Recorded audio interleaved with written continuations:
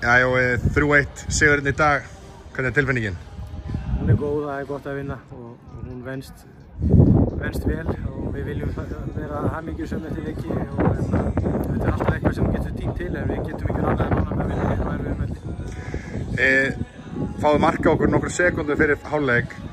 Sandra talar að það séu ósáttar inn í hálfleik. Hvernig var stemmingin í klefanum í hálfleik?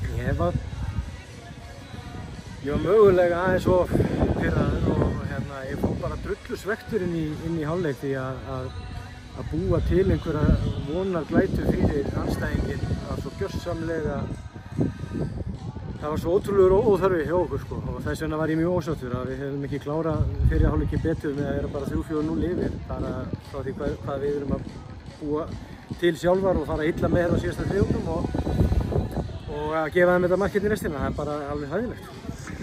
Vinnir 6-0 í bikarnum í síðasta leik og 3-1 hérna útisigur í dag og fram. Eru þið að finna taktinn? Ég veit það ekki, sko, já ég bara, þú vilt bara koma þér upp vani, það er gott að venja sig á að vinna og vera í þannig takti en við eigum mikið inni sem lið, við eigum mjög mikið inni en kannski þeir sem að velta ykkur fyrir sér, þeir sjá að við höfum þurft að rúlla þetta til. Við höfum þurft að vera að bregðast það í þessu og verið sér þessu leik í dag sem að, já ég var meðal annars mjög svektur út af því eftir fyrri hálfleiki hvernig við þurfum að bregðast í alls konar meiðslum út af alls konar hlutum en ég er mjög ánægður með hópinn, ég veist að standa upp úr 3 stig, 3 góð mörk og hópurinn okkar bregst við öllum skakkaföllum því að leikmenn sem kom inn standa sig bara feikilega vel, ægilega ánægður með allar í Þór í dag. Talað um skakkaföll, henni þetta fyrir út af eftir 90 sekúndur í seinni hálfleik, getur eitthvað samt okkur stöðun á henni?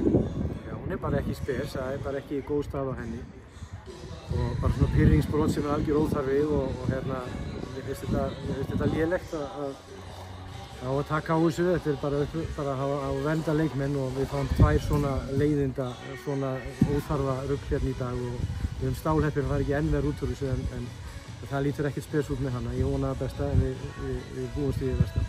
Hvað sem mikilvægt fyrir Þór Káa, Sandra María virðist vera komin í gang, fer hægt af stað?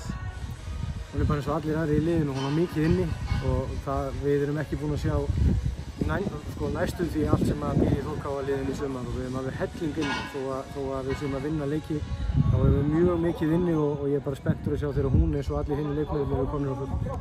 Takk.